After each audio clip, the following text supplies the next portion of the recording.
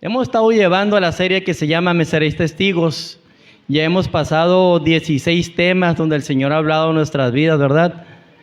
Nos ha enseñado cómo es que un testigo debe de vivir en este mundo que le es contrario y que cuesta ser testigo de Cristo, ¿no es cierto? Cuesta. Una vez recuerdo yo que estaba, hace tiempo cuando era más joven, iba al gimnasio y lo iba todo dolorido y me decía una persona de ahí, le digo, oye, me duele todo. Es que si te duele es porque sí sirve y está funcionando. De la misma manera, ser testigo, amados hermanos, es algo que se ejercita, que se hace ejercicio para ser testigo de Cristo y va a doler, pero es símbolo de que estamos haciendo lo correcto. Y el tema que hoy el Señor me dio para compartir, ya lo habrán visto en las redes sociales, que es el tema número 17 y se llama Testigos hasta la muerte. ¿Testigos hasta dónde? Hasta la muerte. Y el texto que vamos a usar como texto base va a ser Marcos 8, 34 y 35. Vayamos ahí, amados hermanos. Marcos 8, 34 y 35. Amén. Dice, y llamando a la gente y a sus discípulos les dijo, si alguno quiere venir en pos de mí, niegue a sí mismo y tome su cruz y sígame. Porque todo el que quiera salvar su vida, la perderá. Y todo el que pierda su vida por causa de mí y del evangelio, la salvará. Incline su rostro, amados hermanos, y hagamos una oración. Padre eterno y Dios del cielo, damos gracias en este día, Señor. Hoy venimos a este lugar a escuchar tu palabra, Señor, tu voz.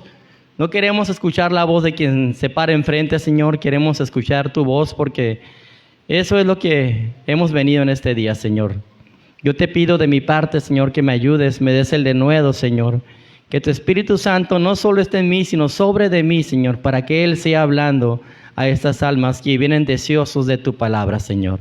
Te pido por cada corazón que esté aquí, Señor, que tú puedas obrar conforme necesite su corazón esta palabra, haga estragos, Señor, y dé fruto a su tiempo, Señor.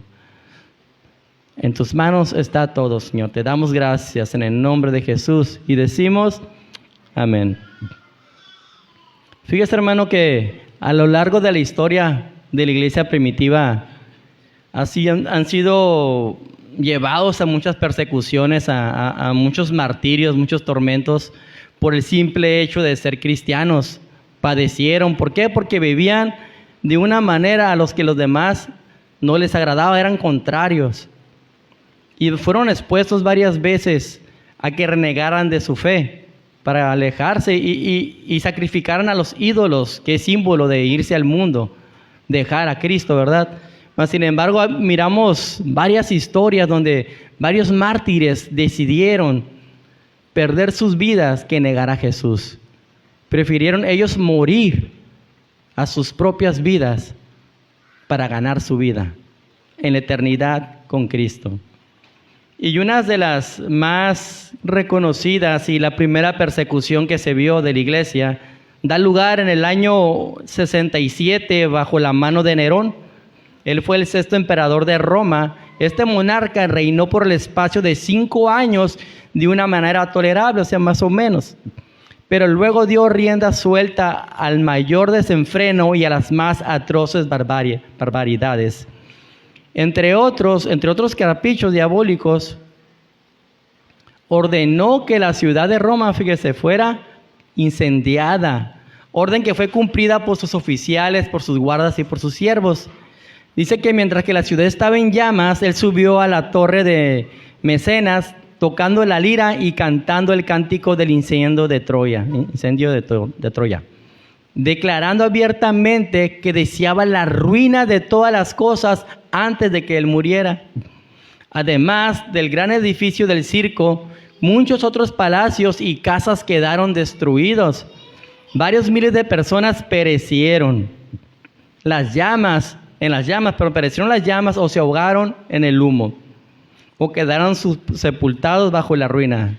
Ese terrible incendio, fíjese, duró 9 años. Y ya cuando parecía que Nerón entró en sí, descubrió que su conducta era intensamente censurada y que era objeto de un profundo odio, él decidió inculpar a los cristianos, a la vez para excusarse, para aprovechar la oportunidad, para llenar su mirada con nuevas crueldades. Para que a él no le echaran la culpa, decidió inculpar a los cristianos y que ese fuera un motivo para él deleitarse haciendo mal a las personas, porque él era cruel. Hacía tantas brutalidades contra los cristianos que incluso los mismos romanos fueron llevados a compasión de ver cómo Nerón hacía que estas personas sufrieran. Refinó sus crueldades e inventó todo tipo de castigo contra los cristianos que él pudiera inventar, la más infernal imaginación. En particular, hizo que algunos fueran cocidos con pieles de animales silvestres y que fueran antojados a los perros, y ahí los perros se los comían hasta que expiraban los cristianos. A otros los vistió con camisas atiezadas con cera, atándolos a postes, y los encendió en sus jardines para iluminarle. Esta persecución fue general por todo el imperio romano. Pero aquí pasaba algo, que más bien que disminuyera la cantidad de cristianos, resultó todo lo contrario, aumentó. En esta persecución fueron martirizados Pablo y Pedro. A sus nombres se pueden añadir Erasto, tesorero de Corinto, Aristarco, el macedonio, y Trófimo de Efeso, convertido por Pablo y su colaborador. Así como José, comúnmente llamado Barsabás, y Ananías, obispo de Damasco. Hubo intensas persecuciones con el paso de la historia de la iglesia, con las más barbarias maneras de matar, torturar y humillar a los cristianos, pero lejos de que esto fuera una causa de que ellos negaran a Cristo y se avergonzaran de Él, fue todo lo contrario. Se enfrentaron valientes a la muerte por causa de su Señor, sin importar lo que a ellos les costara, dejar posesiones, dejar padres, dejar trabajos, inclusive dejar hasta su propia vida por seguir a Jesús. Algunos ejemplos de personas que fueron martirizados empieza con 2 mujeres que fueron mártires, Felicitas y Perpetua. Fueron desnudadas para echarlas a un toro bravo, que se lanzó primero contra Perpetua, dejándola inconsciente. Luego se abalanzó contra Felicitas y la empitonó terriblemente, pero no habían quedado muertas. Pero llega su verdugo y a punta de espada termina con sus vidas. Cabe destacar que no negaron al Señor. Alejandro y Epimaco de Alejandría fueron arrestados por ser cristianos. Al confesar ellos que efectivamente eran cristianos, fueron golpeados con estacas, desgarrados con garfios y al final quemados con fuego. En Utica tuvo lugar una tragedia terrible. Escuche bien, 300 cristianos fueron traídos por orden del gobernador y puestos alrededor de un horno de cocción de cerámica. Habiendo preparado unas ascuas e incienso, les ordenó a los cristianos que sacrificaran a Júpiter. Recuerden que eran 300 cristianos. O ellos serían arrojados al horno. Rehusándose todos unánimes. Fíjese lo que hicieron. Al mismo tiempo todos saltaron valientemente al hoyo, con tal de no ofrecer incienso a otro Dios que no era el suyo. Y fueron de inmediato asfixiados. Fructuoso, obispo de Tarragona, en España, y sus 2 diáconos, Augurio y Eulogio, fueron quemados por ser cristianos.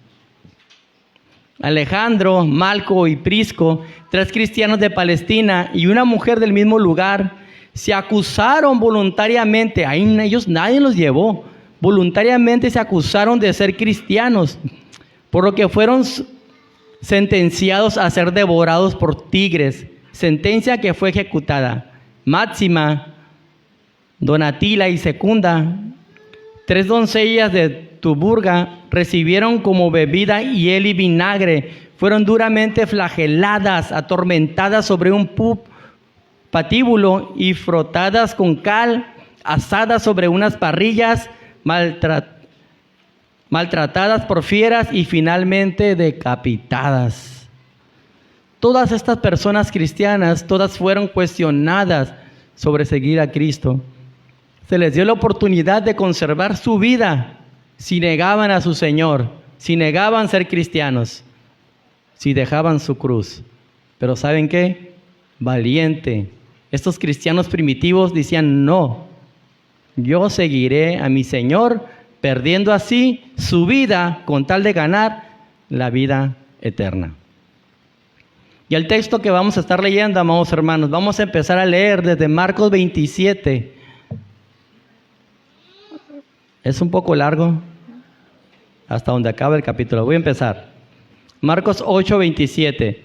Salieron Jesús y sus discípulos por las aldeas de Cesarea de Filipo, y en el camino preguntó a sus discípulos, diciéndoles, ¿quién dice los hombres que soy yo? Ellos respondieron, unos, Juan el Bautista, otros Elías y otros algunos de los profetas.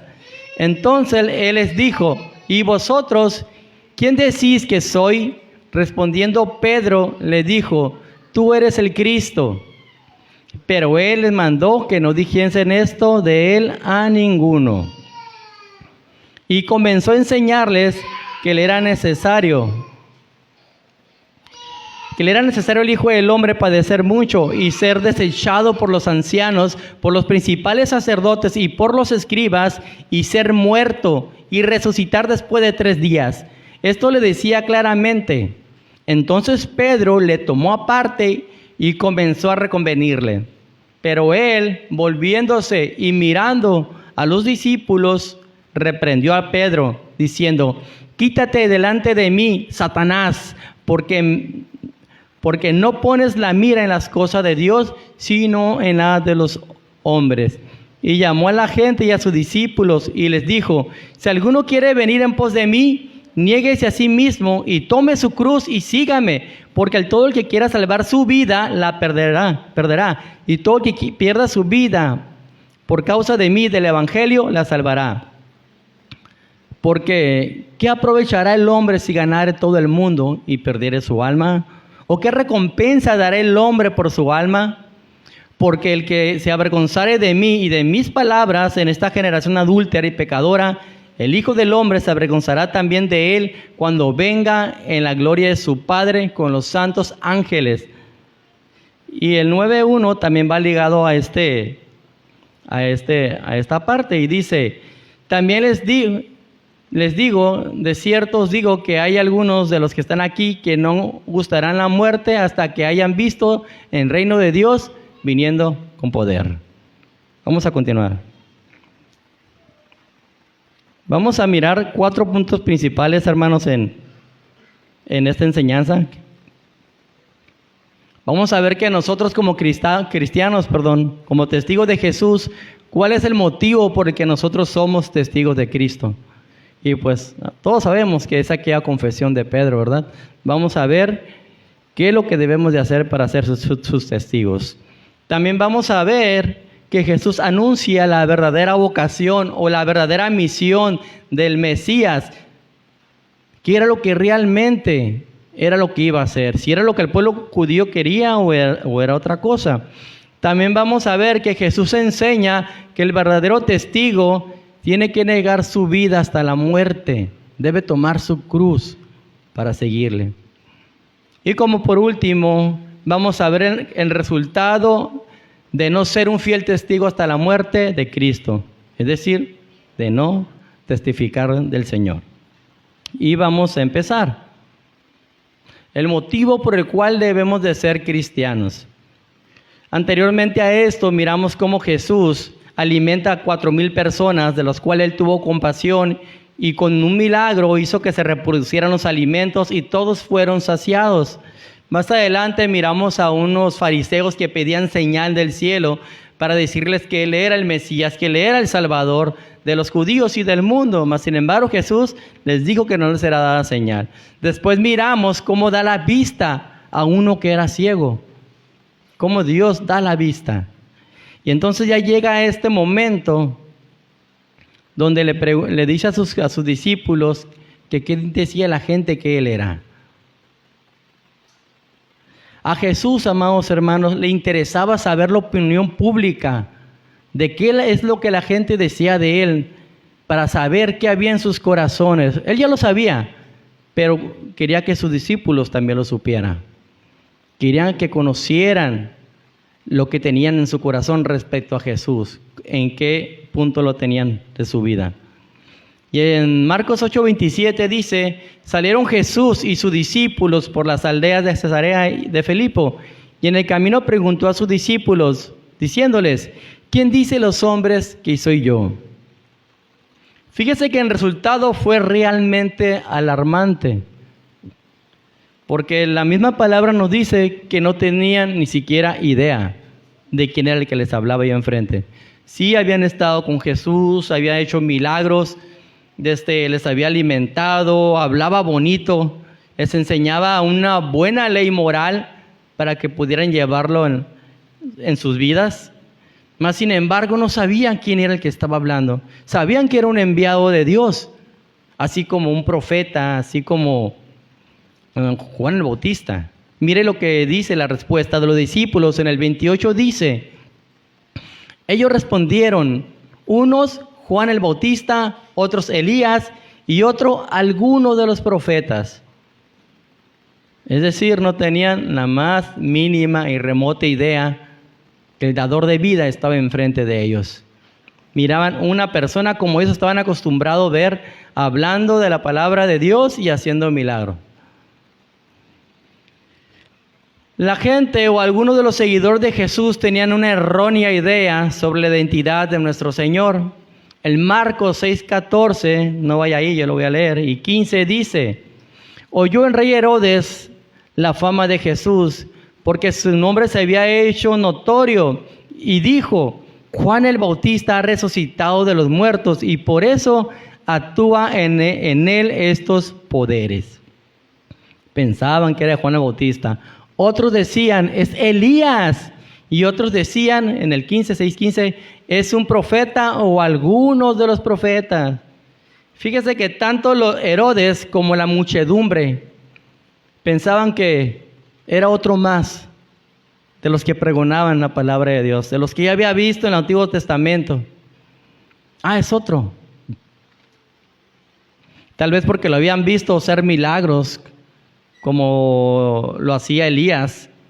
Tal vez lo habían visto a ver que resucitaba muertos como lo hizo Elías. Jesús predicaba el arrepentimiento como lo hizo Juan.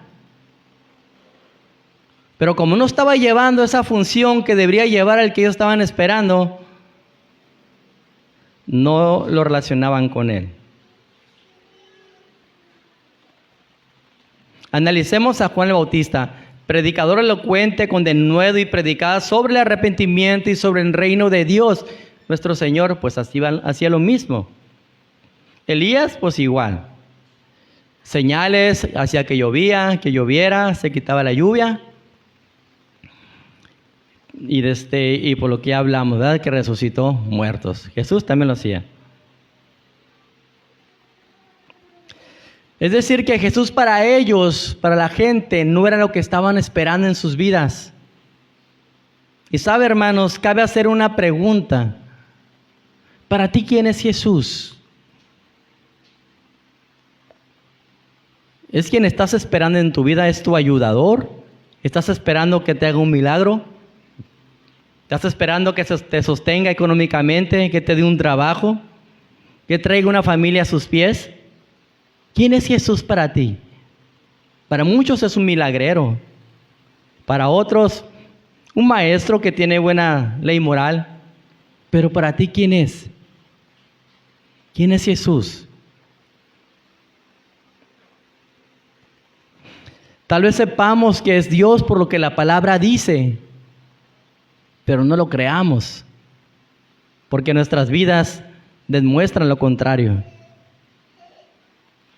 Pero en el siguiente verso, ahora nuestro Señor le pregunta a sus discípulos, a los que están con Él, a su círculo íntimo, les hace una pregunta. En el 29 dice, entonces Él les dijo, ¿y vosotros quién decís que soy? Respondió Pedro, le dijo, tú eres el Cristo. Eso, hermanos, es de lo que nosotros debemos ser testigos, que Jesús es el Cristo, es el ungido de Dios, es el Salvador del mundo, aquel que vino y dio su vida por nuestra causa. Ese es el motivo del por qué debemos de ser nosotros testigos de Jesús hasta la muerte. Y si nos vamos a su verso paralelo en Mateo 16:16, mire cómo Mateo no lo completa más, diciendo, respondiendo Simón Pedro, dijo, tú eres el Cristo, el Hijo de Dios viviente. Aparte de ser el Cristo, era el Hijo de Dios, del Dios vivo. Pero sabe, es triste ver cómo la gente no tenía la mínima idea de que Jesús era el Mesías, de que era el Hijo de Dios. ¿Y sabe por qué? Porque no era lo que les conveniera, porque no era algo que ellos estaban esperando. Ese no era su Mesías. Jesús no cumplía las características del Mesías que ellos estaban esperando.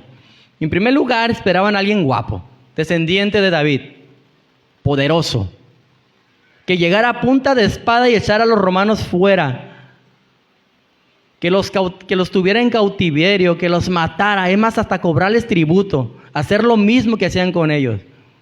Esperaban a un hombre fuerte, capaz de reunir a toda la gente, levantarse en armas y desterrar al enemigo de su ciudad, de su país. Pero ¿qué pasa? No era lo que esperaban. Es por eso que no lo relacionaban con el Cristo, no lo relacionaban con el Hijo de Dios, porque no era el Dios que ellos esperaban. Hermano, ¿Jesús es el Dios que tú esperas? ¿Es el Dios que tú esperas? ¿O estás esperando otro Jesús? ¿Lo demuestras con tu vida? Porque aquellos lo demostraron ignorando que Jesús era el Mesías, a pesar de que hacía obras importantes que solamente el Hijo de Dios podía hacer. Pero como no les convenía que Él fuera el Cristo, porque no venía con espada, sino venía y predicaba del perdón, predicaba del amor. Quería predicarles a aquellos romanos, en vez de matarles a espada, les predicaba sobre el amor y el perdón, que deberían de perdonar, que deberían de amar a sus enemigos, orar por ellos. Ellos querían lincharlos, querían matarlos. Para nada era el Dios que ellos esperaban, para nada era el Cristo que esperaban. Vuelvo a preguntar, ¿Jesús es el Cristo que tú esperas?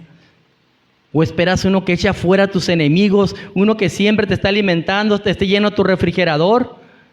Que nuestros hijos estén bien con sus teléfonos de moda, que tengamos un buen trabajo, que nos sobre el dinero. Renegamos de nuestra condición, de nuestra vida, de lo que sufrimos.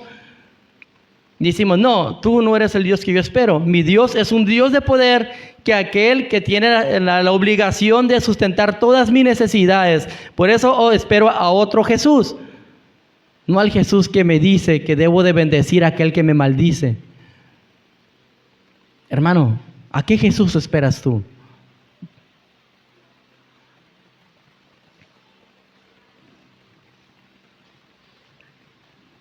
Ya dada esta información a sus discípulos y a la gente de que Jesús era el Mesías, para Jesús le era menester, le era necesario que ellos, sus discípulos, aprendieran qué era lo que el Mesías iba a hacer, cuál era su función. Y era aquí donde muchos iban a desilusionar. Con eso pasamos a nuestro siguiente punto. Jesús anuncia la verdadera misión del Cristo. Marcos 8, 31 y 32. Vamos a leer primero el 31. Y comenzó a enseñarles que le era necesario al Hijo del Hombre padecer mucho y ser desechado por los ancianos, por los principales sacerdotes y por los escribas, y ser muerto por los principales sacerdotes y por los escribas, y ser muerto y resucitar después de 3 días.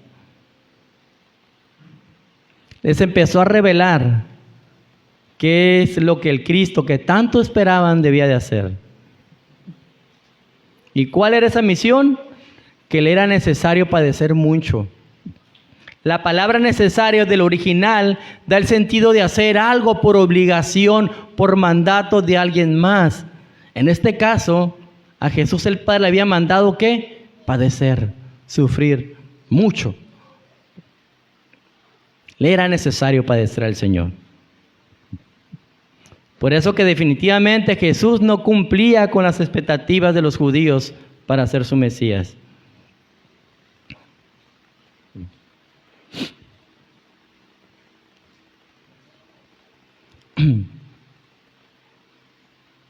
¿Sabe qué pasaba aquí? Que Israel esperaba un libertador que estableciera el reino de Israel en esos días. Pero Jesús lo que iba a hacer era establecer el reino de Dios en esos días.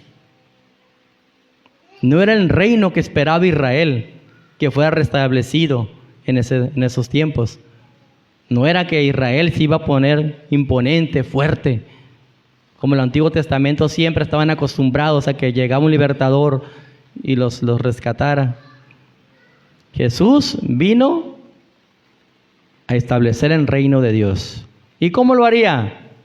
Pues padeciendo mucho y ser desechado por los ancianos, por los principales sacerdotes y por los escribas, y ser muerto y resucitar después de 3 días. En estos padecimientos es debido a 2 cosas, hermanos: al pecado del hombre y al inmensurable amor de Dios por la humanidad.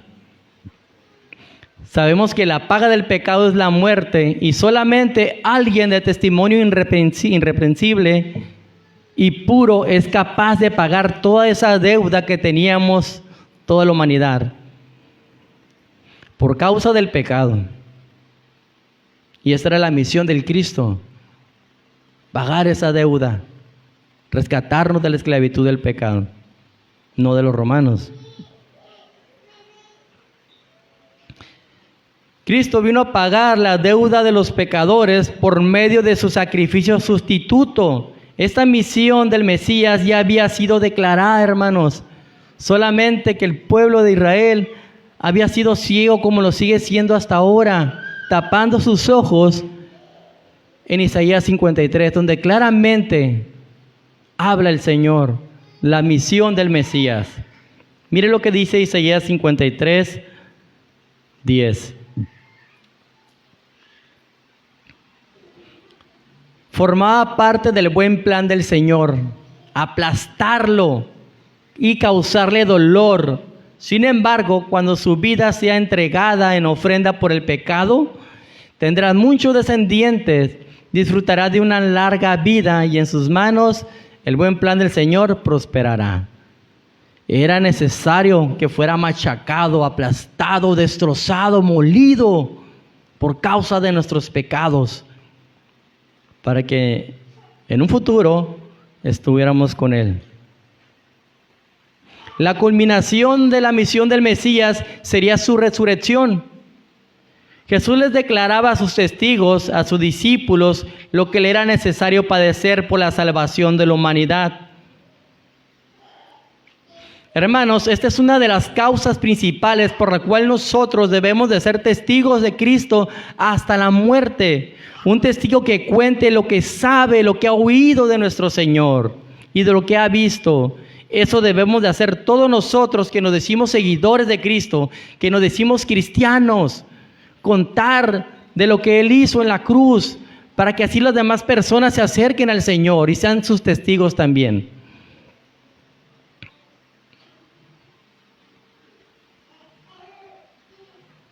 Pero ¿sabe qué?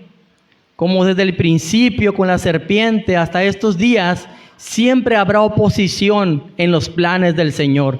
Siempre habrá algo o alguien que quiera torcerlos o que quiera desbaratar los planes del Señor. Y en este caso, pues está usando a alguien que era muy atrabancado, que era muy aguerrido, pues a Pedro. Mira lo que dice el verso 32 de Marcos 8. Esto le decía claramente. Entonces Pedro le tomó aparte y comenzó a reconvenirle. Fue Pedro, agarró al Señor, se lo llevó a lejitos y empezó a reconvenirle. Hermanos, sabiendo nosotros quién era Pedro en esos momentos, Pedro era alguien que siempre estaba opinando y parecieran que sus opiniones siempre le quería dar la contraria al Señor. Cuando dice Pedro, Señor, hasta 7 veces tenemos que perdonar a aquella persona, hasta 70 veces, Pedro. Siempre pareciera que tenía algo que decir Pedro. También en el momento cuando el Señor le dijo, Pedro, ¿me vas a negar? No, Señor, no te voy a negar. Así me cueste la vida. Pedro, ¿me vas a negar antes de que el gallo cante? Pero siempre estaba ahí. Y no creas que las palabras de Pedro eran suavecitas. Eran palabras duras, fuertes, poniéndose como más que Jesús. Eran regaños, pues, como Pedro hablaba.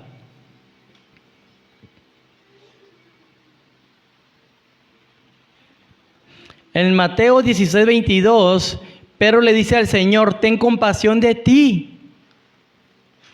Pero ese ten compasión de ti, no creo que lo haya dicho porque realmente estuviera preocupado por el Señor, sino tal vez porque lo que iba a hacer el Señor no le convenía al Pedro que pasara, no le convenía que el Cristo muriera, le convenía que el Cristo restableciera el reino de Israel.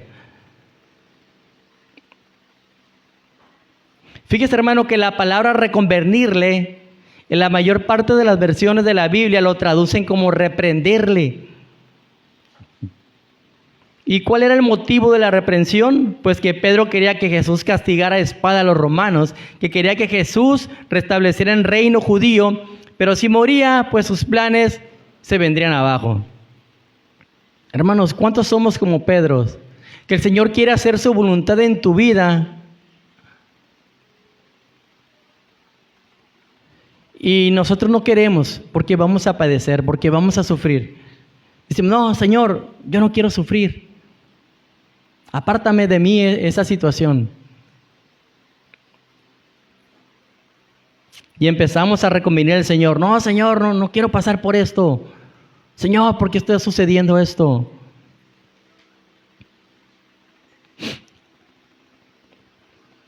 Mira, hermano, más vale que nosotros aceptemos la voluntad de Dios, que aceptemos la situación que estamos pasando en nuestras vidas, porque es la voluntad de Dios. Obvio, todo con un propósito. Y no empecemos a reclamarle al Señor. No empecemos en nuestras oraciones, Señor, ¿por qué a mí? Señor, ¿por qué está pasando esto? ¿Qué no ves, Señor, que estoy sufriendo? ¿Qué no ves, Padre, que es una injusticia? ¿Por qué? Chitón, hermanos, como dice el pastor, Dios siempre tiene un plan por cada tribulación, por cada enfermedad que estés padeciendo en tu vida. Así que no seamos como Pedro y regañemos al Señor. Amén.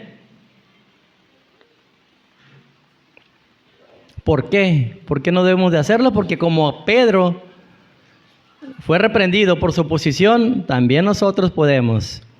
En el verso 33 dice, pero él, volviéndose y mirando a los discípulos, reprendió a Pedro, diciendo, quítate delante de mí, Satanás, porque no pones la mira en las cosas de Dios, sino en las cosas de los hombres. ¡Wow! ¡Qué tremendo!, ¿verdad? Satanás le dijo a Pedro, aquel seguidor de Cristo, Satanás fue nombrado por Jesús. No se lo dijo cualquier persona, sino Jesús. Puede imaginar la cara de Pedro. Y el motivo por el cual le dijo Satanás, es decir, adversario a Pedro, fue porque él no ponía los ojos en las cosas de Dios, sino lo que él quería, que no muriera Cristo, en las cosas de los hombres, en la voluntad del hombre, no en la voluntad de Dios. Hermanos, ¿cuántos Satanás hay aquí? O habemos, dijo el otro.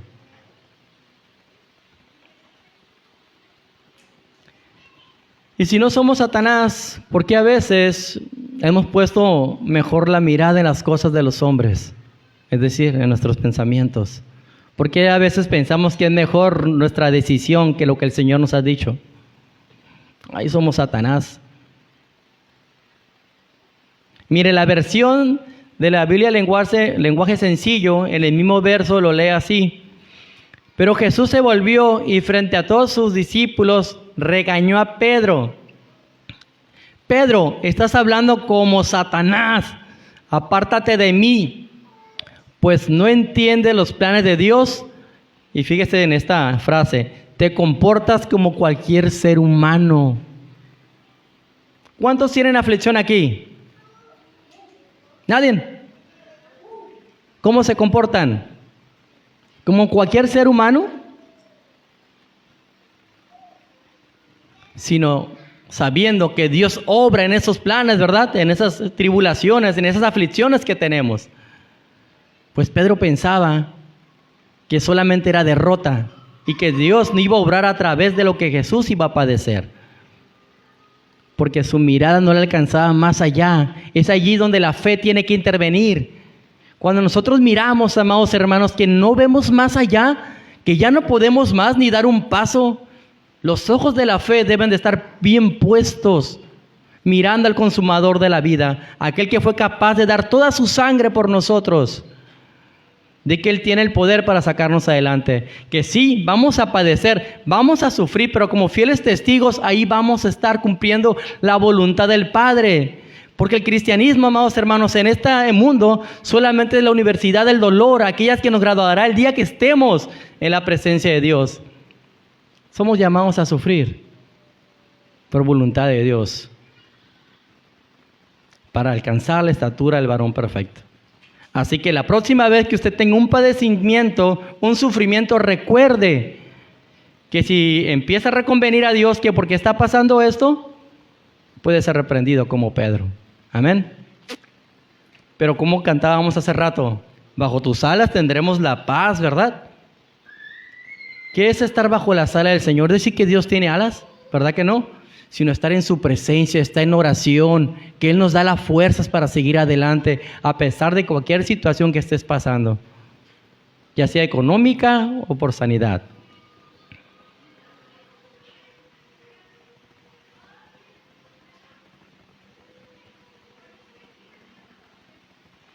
Algunas personas, personajes bíblicos que pusieron su mirada en las cosas del hombre en vez en la voluntad de Dios, pues basta ver el Viejo Testamento y ver a Saúl, ¿verdad? Se le fue dada una palabra que tenía que ir y acabar con todos, ¿verdad? En aquella ciudad. Pero él ¿qué? Puso la mirada en las cosas. Los hombres hay avaricia, siempre quieren tener cosas materiales.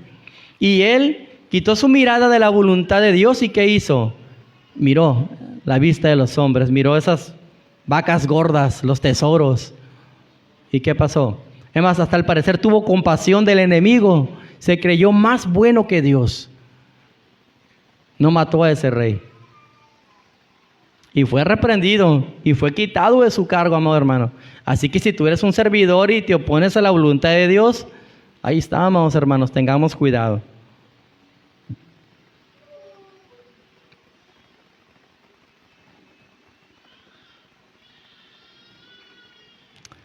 Seamos fieles testigos del Señor, amados hermanos. Debemos de padecer, aunque no quieras. Y si no estás padeciendo en tu vida, déjame decirte, desde ahorita, algo raro hay ahí. Analízate porque puede que no seas cristiano. Ciertamente algunos tendrán más padecimiento, ¿verdad? Depende de cómo el Señor obre. O depende del corazón que sea entendido o no, ¿verdad? Pero todos vamos a sufrir. Y en ese camino vamos a llevar una enseñanza. ¿Y qué es lo que nos enseña el Señor? Jesús enseña que el verdadero testigo se niega a sí mismo hasta la muerte. Es el siguiente punto. El verdadero testigo se niega a sí mismo hasta la muerte. Y vamos a leer 34 y 35 de Marcos 8. Y llamando a la gente y a sus discípulos, les dijo: si alguno quiere venir en pos de mí, niéguese a sí mismo y tome su cruz y sígame. Porque todo el que quiera salvar su vida, la perderá. Y todo el que pierda su vida por causa de mí y del Evangelio, la salvará.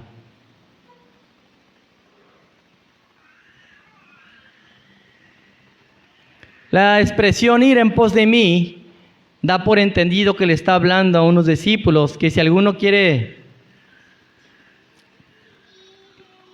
ir en pos de él es porque va a ser su discípulo.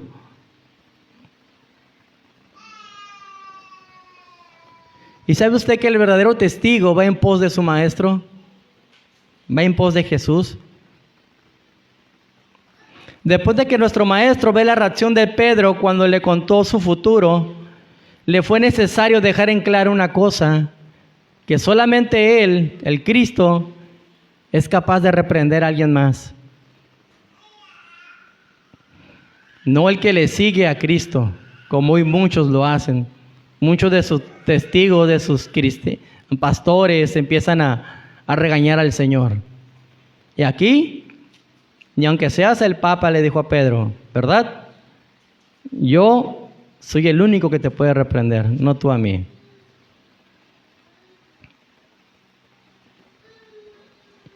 ¿Sabe usted que en las costumbres judías, un seguidor, un discípulo, vive con el maestro? Siempre está ahí atendiéndole como siervo. Siempre le sigue a donde va el maestro y va. Y esto es con la intención de aprovechar todo el conocimiento de su maestro, de exprimirle y absorber todo. Así lo hacían con grandes filósofos y también los judíos con sus maestros. Y hay un ejemplo en la palabra del Señor en el Antiguo Testamento, donde es el caso de Moisés y Josué. Donde Josué siempre estaba ahí, a un lado de su maestro Moisés. A donde quiera que él iba, ahí estaba Josué. Y lo que le dijera a Moisés que hiciera, él hacía. En Éxodo 24, del 3 al 14, mire lo que dice.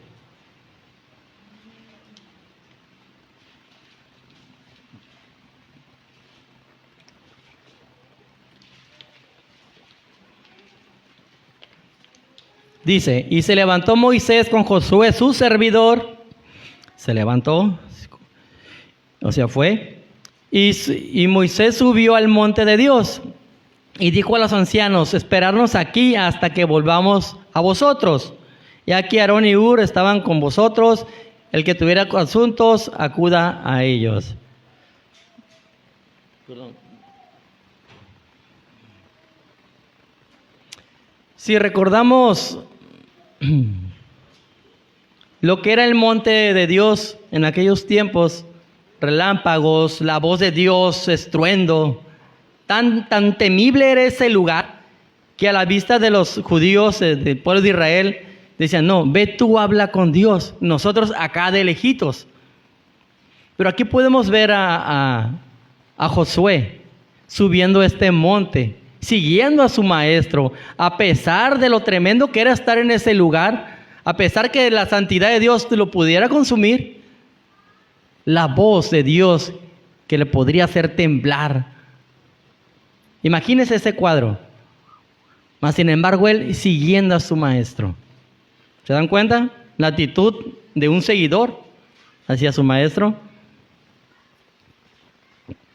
Josué hacía todo lo que su maestro le ordenaba, aunque fuera difícil, inalcanzable o se viera imposible. Él lo hacía. Eso es lo que hacía un seguidor. En Éxodo 17, vaya allí por favor. Vamos a leer del verso 9 al 10. Éxodo 17.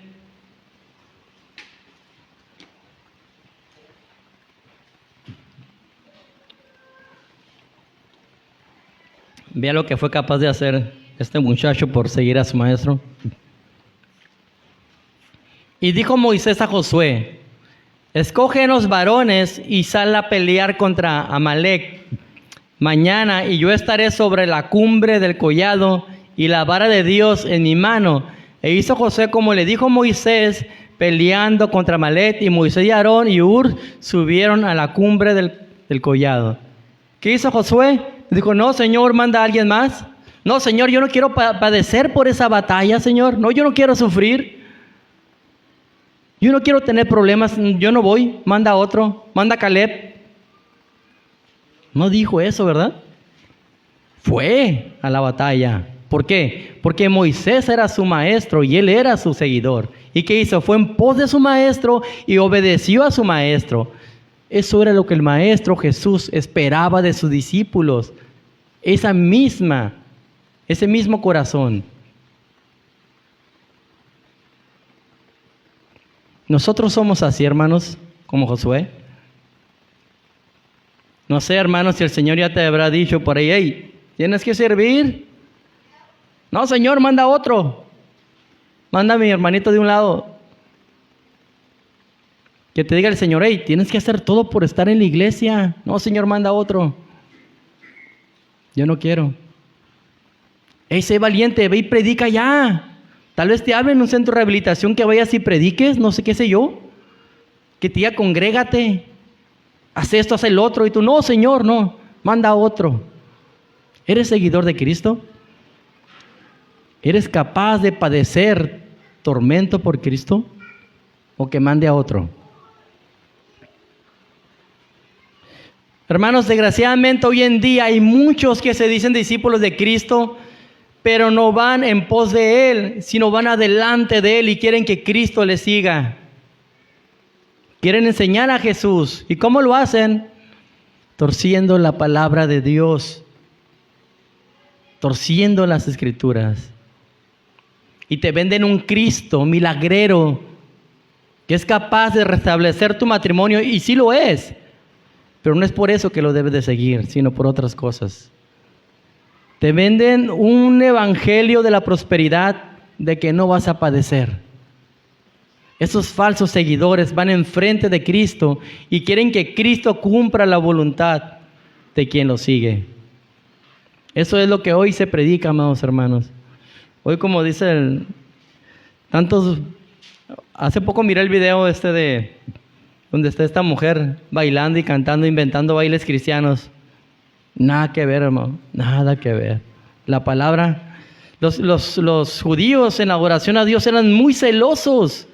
No tendrían nada que ver con lo exterior del mundo. ¿Y nosotros qué estamos haciendo? Metiendo el mundo en la adoración. Estos falsos testigos de Cristo. Enseñando mal. Haciendo nuevas herejías. Debemos de orar por ellos ciertamente.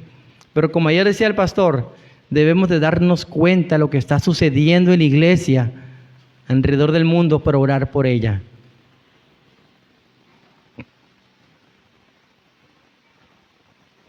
Hoy desgraciadamente escasean pastores, discípulos, servidores, congregantes, cristianos que puedan ir en pos de Jesús. Hoy sobreabundan aquellos que quieren ir en pos de aquellos que les hablan bonito, en pos de sus deseos, en pos de su confort, en pos de no sufrir. Ese es el cristianismo moderno, que no son capaces de sufrir un padecimiento. ¿Se imaginan que estuviéramos como en aquellos tiempos? Nomás miramos a alguien con un arma aquí y ya estamos negando a Cristo.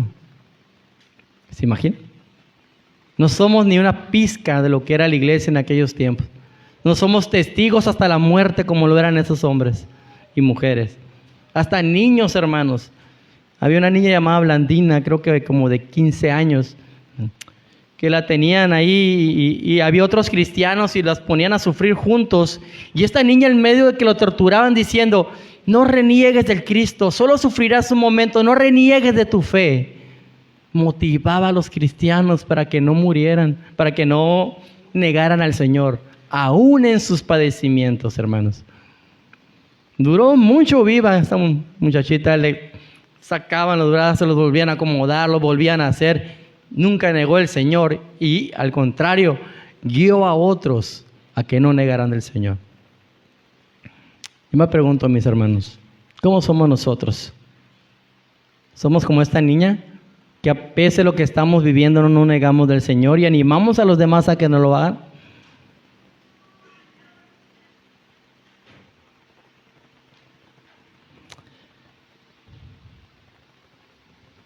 Ahí, se mueve aquí.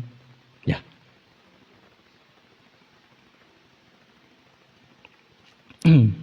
Hermanos, el Señor Jesús no tolera el pecado, aunque esté en la iglesia, aunque un pastor te lo enseñe. Él no lo tolera. Él reprende al pecador. Y si no, basta ver cómo Pedro fue reprendido en ese momento. Nuestro Señor nos enseña que además de ser su discípulo, ir en pos de Él, obedeciéndole y dar una vida de testimonio de que Él es nuestro Señor, debemos de hacer algo más. Y dice esta frase: niéguese a sí mismo.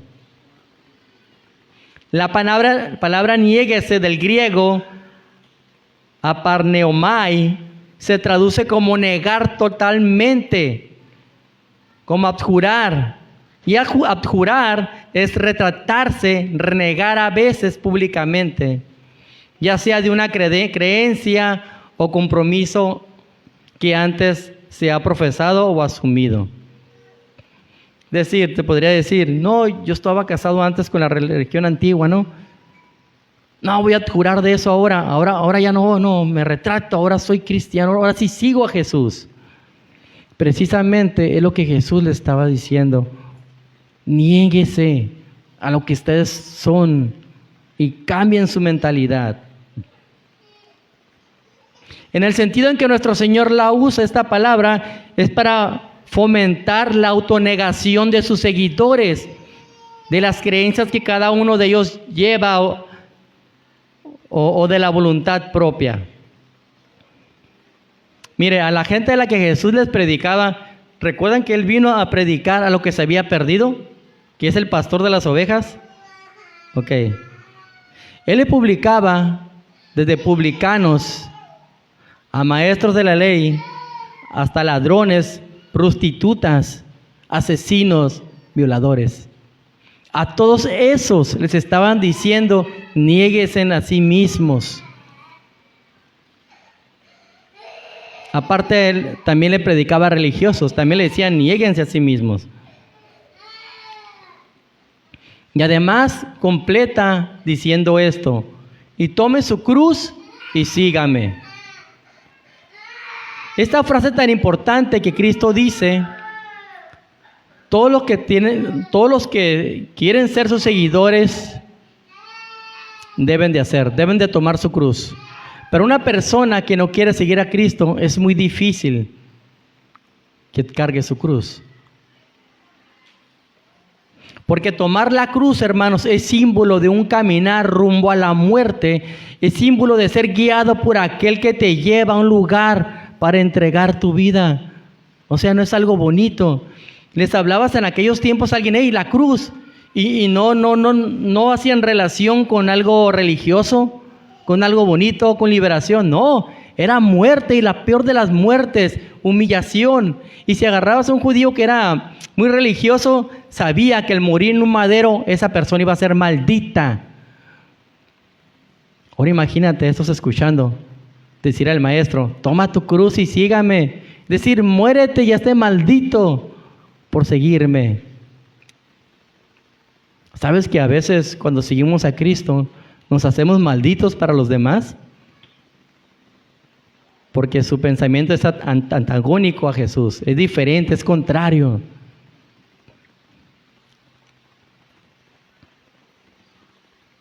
Los discípulos de Jesús y la gente que seguía sabían que el cargar la cruz era cuestión de muerte, terrible muerte.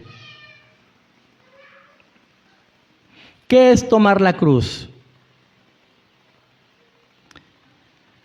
¿Te suena raro a ti tomar la cruz, hermano? ¿Es algo que te es indiferente o sabes lo que significa? ¿Sabes qué es negarte a ti mismo? Tomar tu cruz es aceptar esa circunstancia, ese trato que Jesús permite en tu vida para dejar de ser lo que antes eras.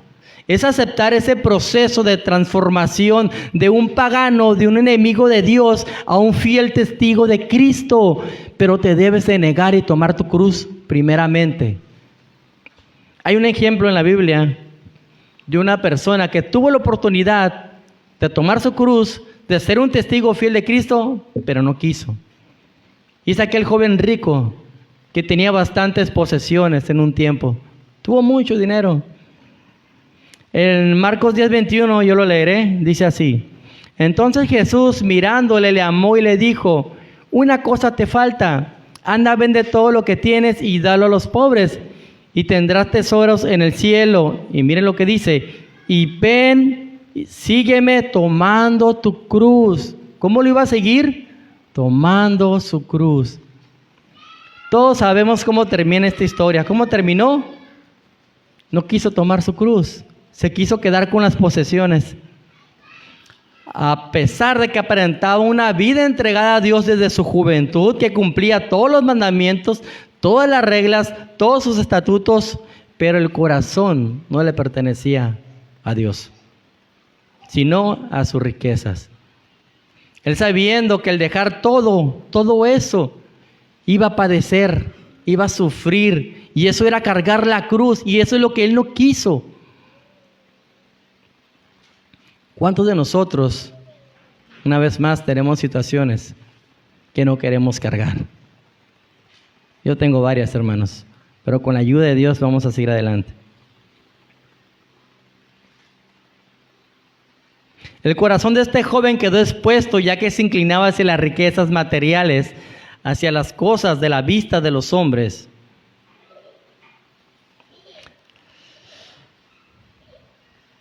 Él tenía un corazón idólatra, hermano. Y que dice el Señor que lo debemos amar a Él. ¿Cómo? Con todo nuestro ser, con todo nuestro corazón. Pero Él amaba más a las riquezas. Y ese amor a la riqueza le impidió tomar su cruz y ser su seguidor.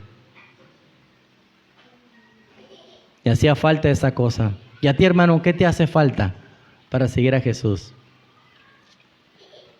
Mira el propósito de cargar la cruz. Romanos 6:6. Vaya allí, por favor. Aquí vamos a encontrar el propósito o el motivo del por qué debemos de cargar la cruz en nuestras vidas.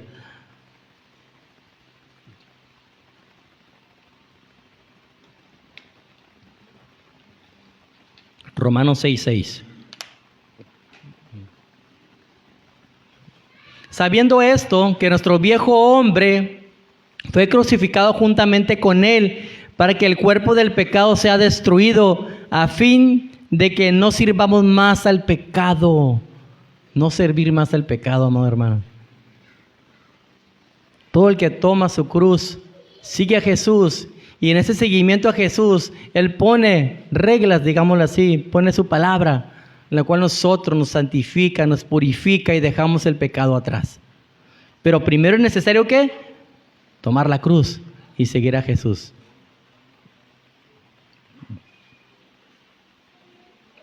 El propósito de cargar la cruz es crucificar al viejo hombre, a la antigua naturaleza pecaminosa que gobernaba nuestras vidas.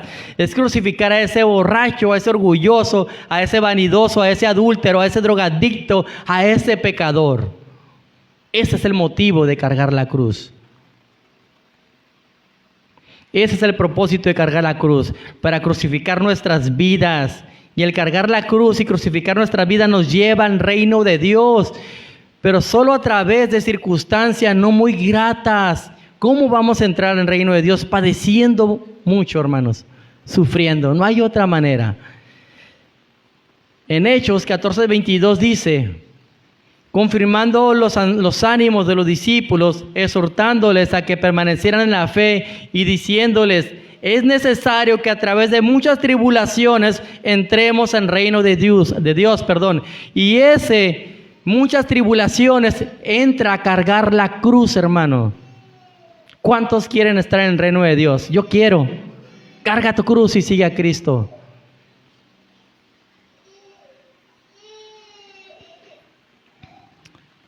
¿Y por qué cree que tendremos muchas tribulaciones? Porque los que somos verdaderos testigos fieles de Jesús cargamos la cruz hasta la muerte, hasta morir a nuestras debilidades, a nuestros deseos, porque la palabra de Dios es la que nos dice cómo cargar esa cruz, y gracias a sus instrucciones nuestras vidas ya no serán iguales, y a los hijos de la desobediencia eso no les gustará, y ellos son los que nos darán a nosotros tribulaciones. Carguemos nuestra cruz, porque un testigo de Jesús muere a su vida pasada, y un testigo hasta la muerte, es testigo hasta la muerte. Pero solamente, hermano, si desea tomar la cruz y seguir a Jesús.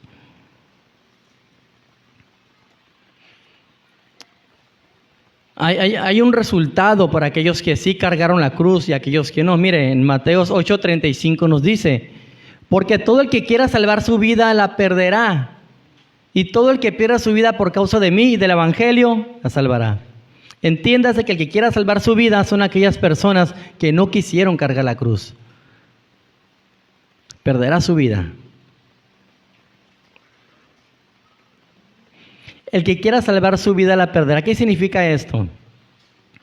Si bien la historia de la iglesia quedó marcada por la intensa persecución en donde varios verdaderos testigos de Jesús perdieron sus vidas, en este libro de John Fox, llamado el libro de los mártires, encontramos varios casos por cargar su cruz. Les llevó a una tribulación hasta la muerte para llegar al reino de Dios. Hoy nosotros, hermanos, no es así. Hoy no perdemos literalmente la vida, por lo menos no en este lugar del mundo. No tenemos tanta tribulación. Se podría decir que nos tocó fácil, pero desgraciadamente por lo fácil, entre comillas, que es ser cristianos aquí en este lado del mundo, es que nadie quiere perder su vida para ganar la vida eterna. Nadie queremos dejar costumbres que nos agradan del mundo. Por lo que es tan fácil y permisivo, digamos, ser cristianos, por no tener tribulación en este lado, porque no nos persiguen como la iglesia primitiva. Pero Jesús nos dice, por más cristianos que seamos, por más que no tengamos tanta tribulación, dice el Señor que debemos perder la vida para conservarla. Así, hermano, si en esa conservar tu vida hay un pecado que a Dios no le agrada, tienes que perderlo, tienes que dejarlo.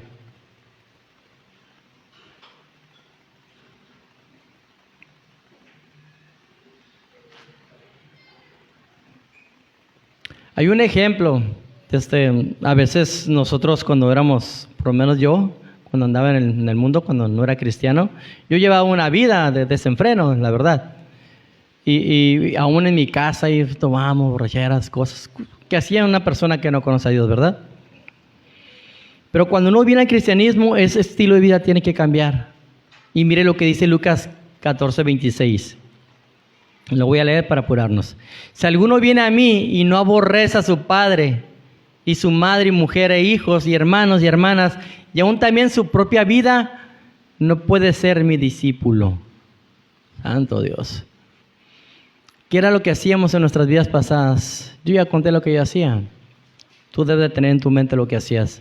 Y a veces eso que hacíamos eran influidos por nuestros propios padres, por nuestros amigos, por nuestros hermanos, por nuestros trabajos. A veces ese estilo de vida que llevábamos nos hacían de más personas que lo lleváramos. Pero ¿qué dice el Señor? Eso debes de aborrecer. Aborrece a tu padre, aborrece a tu madre. Se oye muy trágico, pero si nos vamos al original, la palabra aborrecer no es lo que nosotros conocemos como literalmente aborrecer, sino se traduce del griego, del original, que significa amar menos. O sea, no es decir que no ames a tus padres, sino que lo debes de amar menos. ¿Menos que a qué? Que a Jesús. ¿Y qué dice Jesús? Nígate a tú mismo, toma tu cruz y sígueme. Yo recuerdo que cuando yo me cambié al Señor, me transformó. me empezaban a decir, personas que anteriormente me decían, eres un borracho, ¿por qué tomas?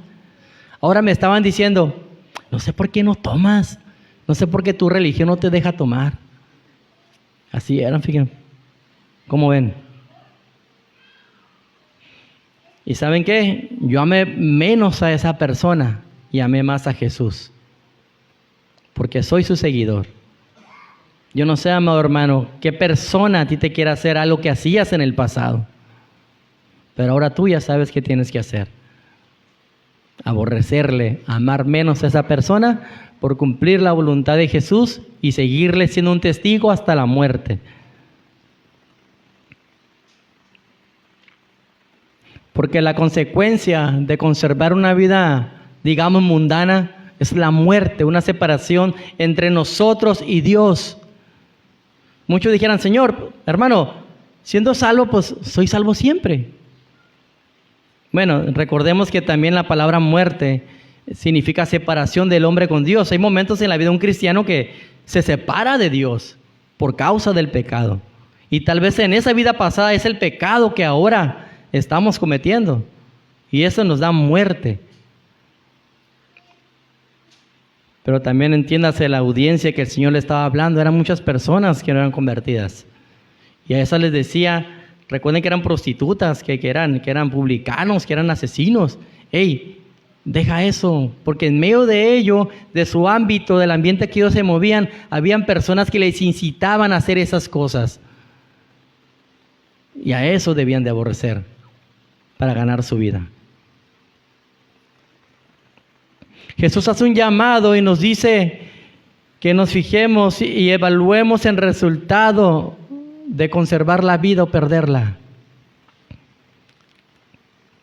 Miren, Marcos 36:37 dice, ya voy a estar terminando, amor hermano. Porque, ¿qué aprovechará el hombre si ganare todo el mundo y perdiere su alma? Esa es la consecuencia, ¿verdad? Aquí está hablando. ¿O qué recompensa dará el hombre por su alma?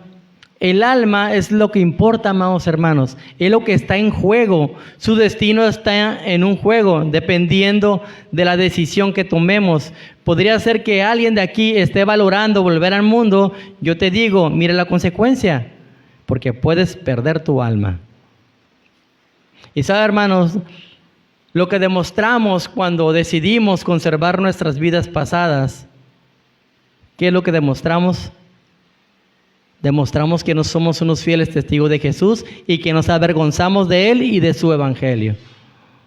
Y ese es el último punto, es corto. Demostramos que nos avergonzamos de Jesús porque no queremos que se nos relacione con Él. Como cuando te decían en la antigüedad, no, ahí va un aleluya, o el hermanito, y tú dices, no, yo no soy hermanito. O porque a veces, allá alrededor donde yo vivo, pues hay música por todos lados, ¿no? De todo tipo. Y yo pongo la música cristiana. A mí no me avergüenza poner música cristiana, mi hermano. Yo no sé si ahí en tu casa tú le bajas el volumen, pero yo no. Porque que quiera avergonzarse de mí, de mis palabras en esta generación adúltera y pecadora, el Hijo del Hombre se avergonzará también de él cuando venga en la gloria de su Padre con los santos ángeles. El que se avergüence de mí, dice el Señor, en esta generación adúltera y pecadora. Es lo que estamos viviendo ahora, amados hermanos. Una generación donde la escuela están enseñando lo contrario a la palabra de Dios. ¿Y qué vamos a hacer? No, hija, tú ahí contesta como quieren que contestes. Tú dile sí, ahí sí. Sí, lee con lenguaje inclusivo y todo eso. Como hace poco me decía mi hija, una de mis hijas, padre, me están pidiendo que participe y cooperamos para lo del Catrín, Día de Muertos. No, mi niña, ¿usted no cree en eso? Le digo, usted es cristiana. No se avergüence de decir que es cristiana. Y dígale a la maestra que porque es cristiana no adora la muerte, ni va a participar en eso. Gracias al Señor, así pasó. Es decir, la generación última y pecadora de hoy en día se ha infiltrado con aquellos que nos ayudan a educar a nuestros hijos. Debemos de tener cuidado, amados hermanos. Debemos tener cuidado que no porque, ¿qué le voy a decir al maestro cuando le enfrente? Mi hijo no lo hace porque somos cristianos y me va a dar vergüenza. No, mejor que participe mi hijo, al cabo que no pasa nada. ¿Seguros? Hermanos, debemos de ser valientes. Yo le dije a mi niña, si te dice algo el maestro, que te quiere que te repruebe, y si te dice más cosas, dime y yo voy y hablo con ese maestro. No nos avergoncemos de ser cristianos, hermanos, en nuestros trabajos. Hay personas que ni siquiera saben que somos cristianos en el trabajo. Tal vez por cómo vives, porque no has dejado tu antigua vida. Un testigo de Cristo, amado hermano, debe darse a conocer con su vida en todos lados, que es luz, que es sal, con su manera de vivir.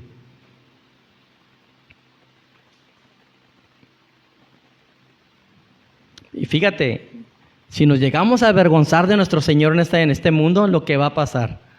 Mateo 7, 22 y 23. Muchos me dirán en aquel día, Señor, Señor, ¿no profetizamos en tu nombre? Y en tu nombre echamos fuera demonios y en tu nombre hicimos muchos milagros. Entonces le declararé, nunca os conocí, apartaos de mí, hacedores de maldad.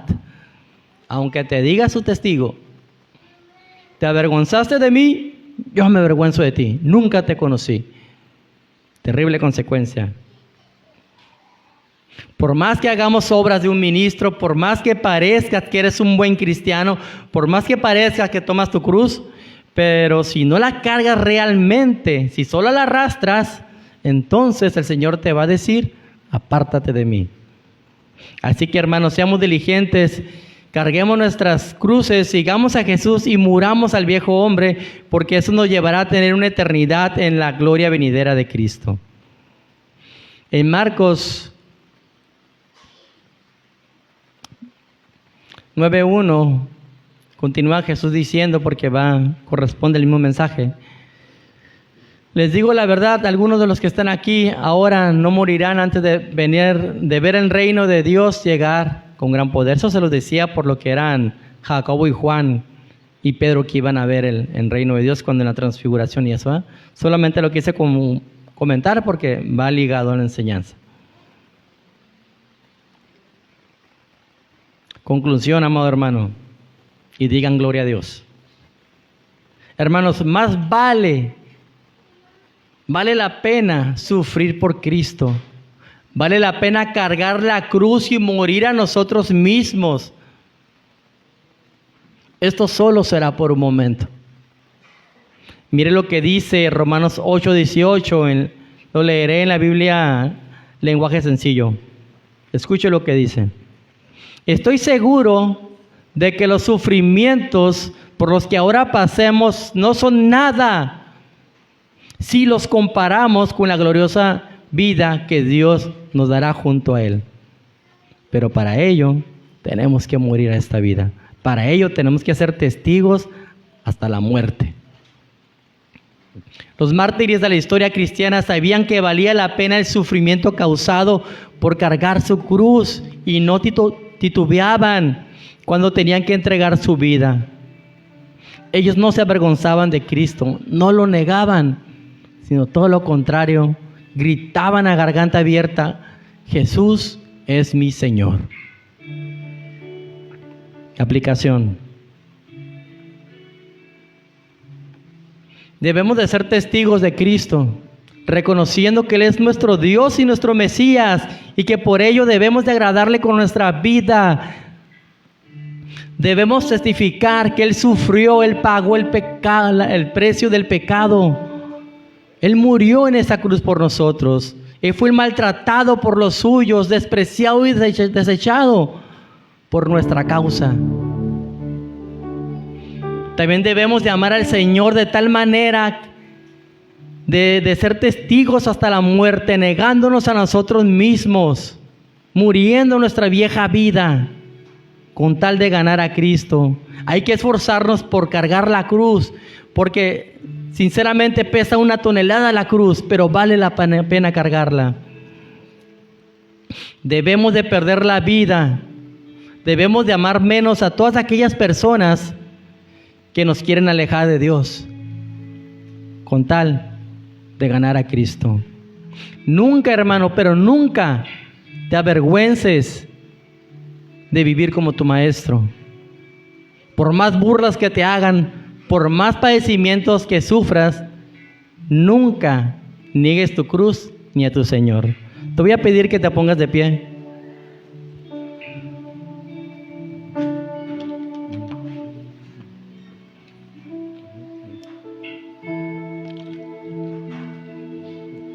Sinceramente, yo no soy omnisciente, ni sé cómo lleves tu vida cristiana. No sé si realmente tú cargues tu cruz o simplemente te la cuelgues al cuello cuando vienes a la iglesia. Lo que me interesa hoy es hacer un llamado al arrepentimiento, amados hermanos. Porque a veces, por no querer sufrir, hacemos cosas que no debemos de hacer. Porque a veces no nos conviene que sepan que seamos cristianos. Negamos a nuestro Señor. Hoy es momento de pedir perdón al Señor. Y que de aquí sea un parteaguas para que vean que somos unos cristianos que amamos a Cristo hasta la muerte. Recordemos a aquellos hermanos que sufrieron. Son ejemplos que quedaron en la historia para que nosotros podamos ver lo que es ser fiel a Cristo. A mí me llamó la atención un suceso que pasó, unos mártires. Era un matrimonio que solamente tenían 2 semanas de casados. Fueron acusados de ser cristianos y valientemente dijeron sí. Fíjese, la esposa, a ver cuánto sufría su marido, lo tenían así en la cárcel. Le encajaban cosas, con garfio le destrozaban. Eran tanto el sufrimiento que gritaba el hombre y le decían: niega a Jesús, sacrifica a Júpiter. No, decía. Entonces dice la historia que la esposa con voz tierna le dice al marido: amor, ya basta, niega a Cristo y salva tu vida. ¿Sabes qué dijo este hombre? ¿Qué te pasa, mujer? Así fuera más azotado, yo seguiré confiando en mi Señor y nunca le negaré. Haz tú lo mismo. Fue tanto la convicción de este hombre, amado hermano, que la mujer fue martirizada también y no negó a Cristo. ¿Qué quiero decir con esto? Con nuestras vidas, hermanos. Todos tenemos cónyuges, algunos tenemos hijos y somos su ejemplo. ¿Seremos ejemplos de que nieguen a Cristo o seremos ejemplos como este varón que enseña a nuestra familia que debemos de seguir a Cristo y no negarle? Lo dejo ahí para que tú medites y vamos a orar. Señor, te damos gracias por esta tarde ya, Señor. Gracias por tu misericordia. Gracias por tu amor. Gracias por esta palabra, Señor, que nos hace despertar, Dios, de lo que realmente debemos de hacer, y vivimos a veces como en una burbuja, como en un cuento de hadas, de que nada de esto nos va a pasar en nuestras vidas, de que somos cristianos y que no debemos padecer porque es normal no padecer. Pero en tus caminos no es así, Señor. Sabemos que sufriremos, Señor, pero también sabemos que tú estás ahí con nosotros, Señor. Ayúdanos a tomar nuestra cruz ante las adversidades, Señor. Ayúdanos a no negarte, Señor, a ti, sino seguirte, Señor. Hoy pongo en tus manos la vida de mis hermanos, Padre, que sé que padecen, Señor, que sé que sufren escasez, Señor, que tienen padecimiento, Señor, que tal vez a veces en su mente, Señor, diga: antes estaba mejor en el mundo que hoy aquí contigo, Señor. Yo te pido que en esta mañana, esta tarde, mañana, Señor, puedas dar la convicción en sus corazones de seguirte a ti, Señor. Bendice cada corazón, Señor, que quiere seguirte, Señor. Bendice cada corazón, Señor. Te lo pido en el nombre de Jesús. Amén.